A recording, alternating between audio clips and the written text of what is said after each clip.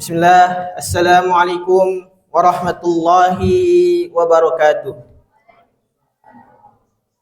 Innal hamdalillah nahmaduhu wa nasta'inuhu wa nastaghfiruh wa na'udzu billahi min shururi anfusina wa min sayyiati a'malina.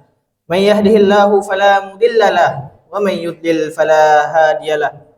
Asyhadu an la ilaha illallah wahdahu la syarika lah wa asyhadu anna Muhammadan abduhu wa rasuluh. Amma ba'du. Jamaah salat tarawih yang dirahmati Allah Subhanahu wa taala. Hidup ini adalah perjalanan ujian. Tidak ada satupun di antara kita yang berjalan tanpa yang namanya ujian. Adapun ujian itu berbeda-beda terhadap setiap orang. Ada yang diuji dengan kekurangan harta, ada yang diuji dengan masalah keluarga, ada yang diuji dengan sakit dan kelemahan, bahkan ada juga yang diuji dengan dirinya sendiri, diuji dengan hatinya sendiri. Dan di bulan Ramadan ini, ujian itu terasa semakin nyata, menahan lapar, menahan haus, menahan amarah, dan menahan keinginan untuk tidak melakukan hal-hal yang dilarang oleh Allah Subhanahu wa taala. Maka dalam menghadapi semua itu, ada satu bekal yang sangat kita butuhkan, satu akhlak yang menentukan kuat atau tidaknya iman kita, yaitu akhlak sabar. Allah Ta'ala berfirman dalam Quran Surah Al-Baqarah ayat yang ke-153, Ya ayyuhalladzina amanu sta'inu bis sabri was salah, innallaha ma'as sabirin. Yang artinya, wahai orang-orang yang beriman, mohonlah pertolongan dengan sabar dan salat. Sesungguhnya Allah bersama orang-orang yang sabar. Perhatikan jamaah sekalian. Pada ayat tersebut, Allah tidak mengatakan bahwa masalah kita akan langsung hilang.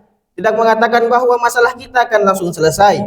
Tetapi Allah menjanjikan sesuatu yang lebih besar, sesuatu yang lebih baik, yaitu kebersamaannya. Jika Allah sudah bersama kita, maka pertolongan pasti akan datang.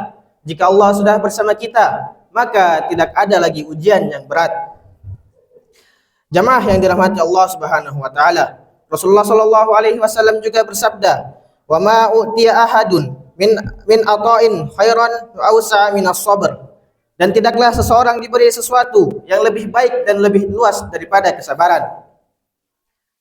Jamaah yang dirahmati Allah Subhanahu wa taala, sabar itu bukan sekedar diam. Sabar bukan hanya menahan diri tanpa arah. Sabar adalah kekuatan hati untuk tetap berada di jalan Allah meski terasa berat. Sabar adalah kemampuan menahan diri dari keluh kesah yang berlebihan, menahan lisan dari ucapan yang menyakitkan, dan menahan hati dari prasangka buruk kepada Allah Subhanahu wa taala. Para ulama menjelaskan bahwa sabar itu mencakup 3 perkara. Perkara yang pertama, sabar dalam ketaatan, yaitu kita tetap menjalankan perintah Allah walaupun tubuh lelah, walaupun rasa malas datang. Inilah sabar dalam ketaatan. Sabar yang kedua, sabar dalam meninggalkan maksiat, yaitu kita menahan pandangan ketika ada sesuatu yang haram, menahan jari ketika ingin menulis sesuatu yang menyakitkan, menahan diri ketika godaan datang begitu dekat. Inilah sabar yang sering tidak terlihat, tapi sangat besar nilainya di sisi Allah Subhanahu wa taala. Sabar yang ketiga, sabar dalam menghadapi musibah.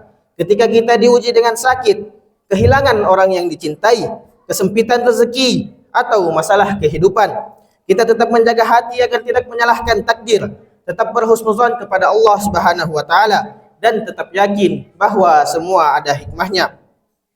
Jamaah sekalian, perlu kita ketahui, sabar itu adalah sikap aktif, bukanlah sikap pasif.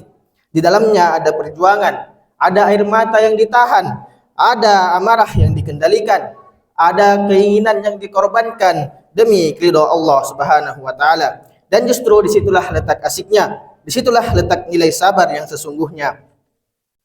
Jamaah yang dirahmati Allah Subhanahu wa taala, sabar itu bukan hanya saat tertimpa musibah besar.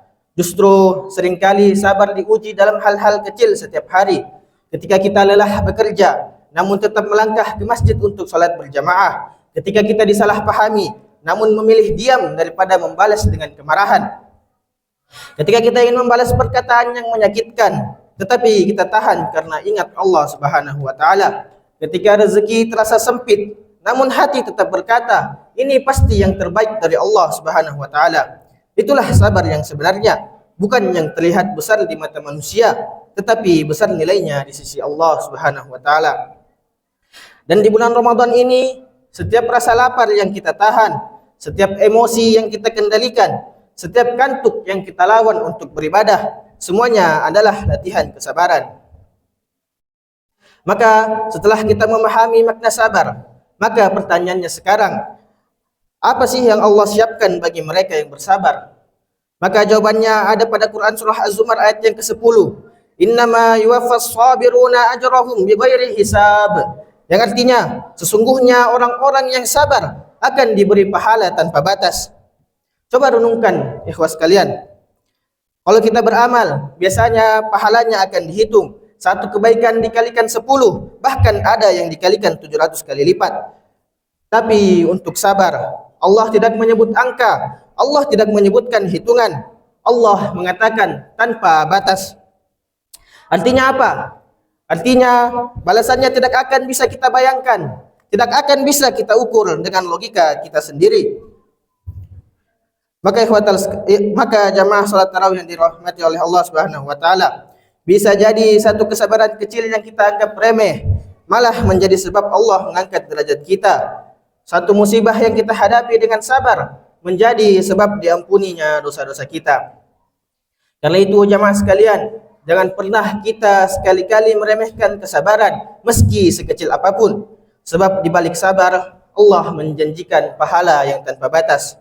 Maka jamaah yang dirahmati Allah Subhanahu wa taala, ingatlah baik-baik satu hal ini. Camkan di dalam dada kita bahwa sabar itu bukan tanda kelemahan, sabar bukan tanda kekalahan. Sabar adalah tanda iman yang kokoh di dalam dada.